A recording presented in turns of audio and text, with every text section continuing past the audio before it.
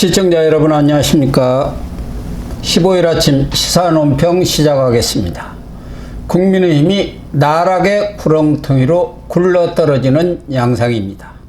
당윤리위가 13일 저녁 이른바 당원 게시판 사태와 관련해 가족 연루 의혹이 불거진 한동훈 전 대표를 전격 제명 의결하면서 한 전 대표와 장동혁 대표가 사생결단식 정면 충돌을 벌이고 있습니다.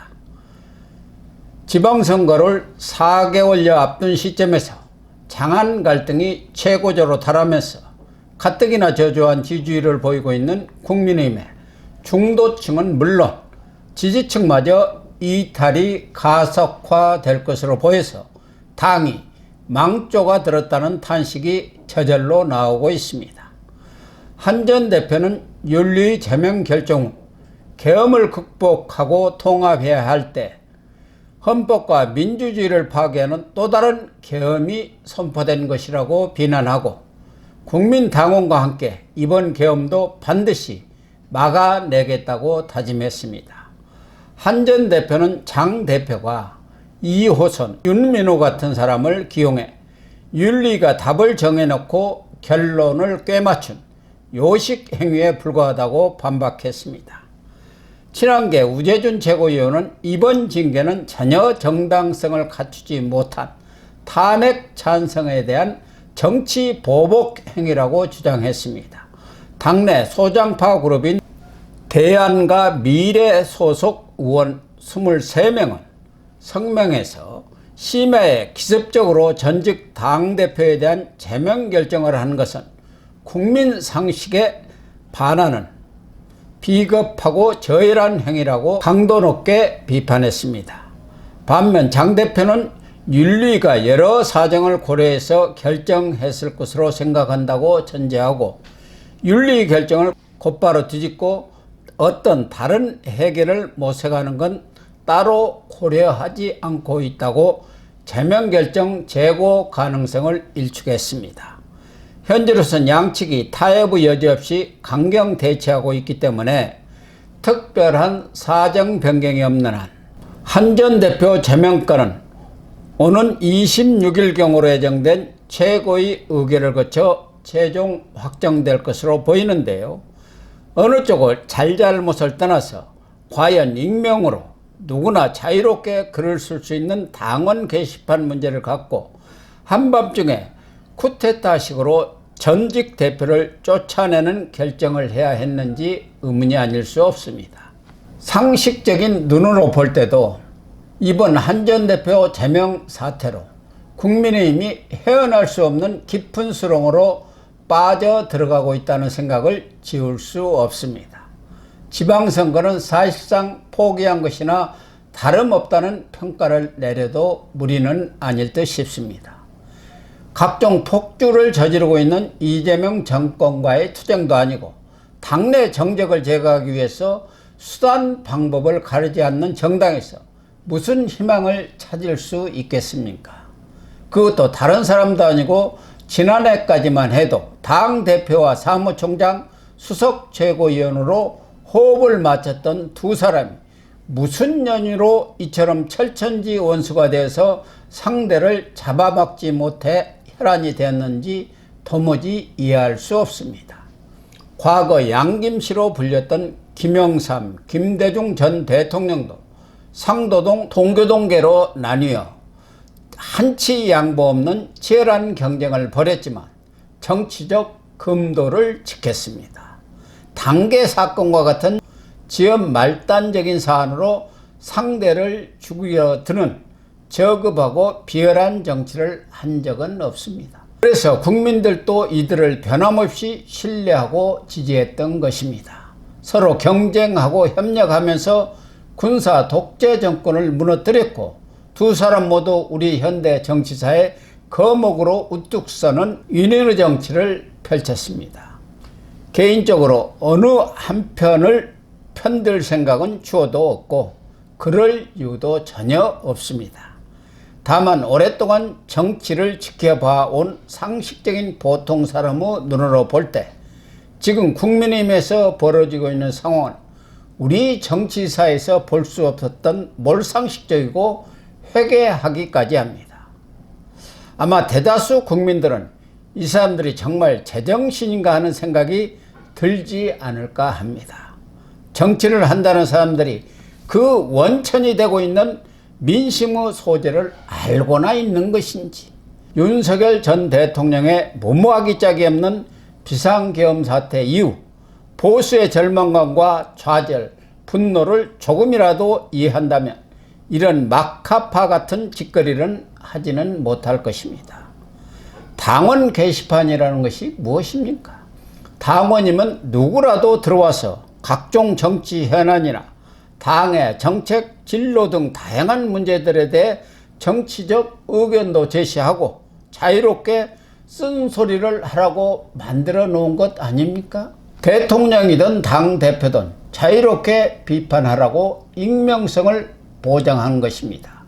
그런데 거기에 특정인이나 특정 계파의 입맛에 맞지 않는 글이 올라왔다 해서 글 쓴 사람을 추적해 벌주고 당에서 쫓아내려 한다는 것이 상식적으로 말이 되는 소리입니까? 솔직히 국민의힘 당원 게시판에 익명의 글을 올린다고 해서 거기에 접속해 들어와 읽는 사람이 몇 명이나 됩니까? 여론 형성에 영향을 미치는 영향력 있는 당원 게시판이라도 되었으면 좋겠습니다. 2024년 9월부터 11월까지 윤 전 대통령과 한 전 대표 간 갈등이 고조될 즈음 올렸다는 천여 건 안팎의 게시글과 관련해서 당무감사의 조사와 한 전 대표 측 간 주장이 달라서 어느 쪽 말이 맞는지 알 수는 없습니다. 그러나 한 전 대표가 직접 작성했다는 것이 확인되지도 않았고 가족들이 2개 IP를 공유하면서 조직적으로 게시글을 올렸다는 증거도 없습니다.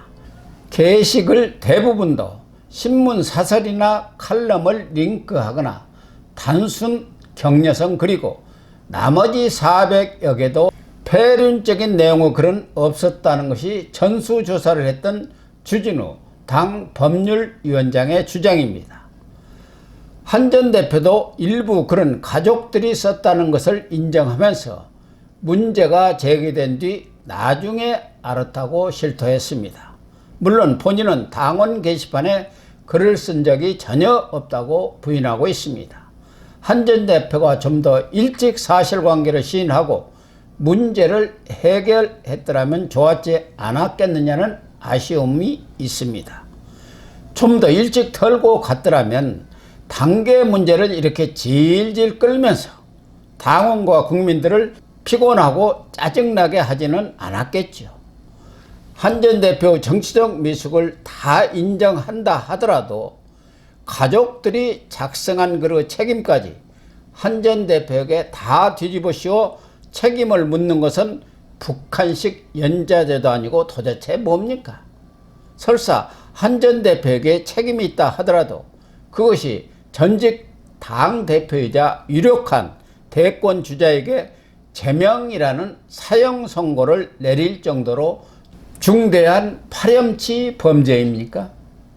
윤리위는 한 전 대표의 행동이 당에 심각한 피해를 입혔고 마피아, 테러 단체에 비견할 정도라고 맹비난을 했던데요. 정말 당에 해를 끼치고 마피아, 테러 단체 같은 행동을 한 사람이 누구인지는 삼척동자도 알 일입니다. 이 때문에 장 대표가 자기 말을 잘 들을 듣보잡 인사들을 당무감사위원, 윤리위원으로 임명해 향후 강력한 대권 경쟁 상대로 지목되는 한 전 대표를 쳐낸 것 아니냐는 비난에서 자유스러울 수 없습니다. 무엇보다 장 대표는 며칠 전 당 쇄신책을 발표하면서 6월 지방선거에서 이기기 위해 외연 확장을 꾀하고 이재명 독재 정권과 싸우기 위해 뜻을 같이 하는 세력과 연대를 모색하겠다고 선언했습니다. 한 전 대표에 대한 윤리 제명이 장 대표의 쇄신책과 궤를 같이 하고 있는 것입니까? 다른 것은 자취하고라도 정치적으로 올바른 선택을 했느냐는 것이죠. 지난 대선에서 국민의힘 김문수 후보가 41%를 얻었습니다.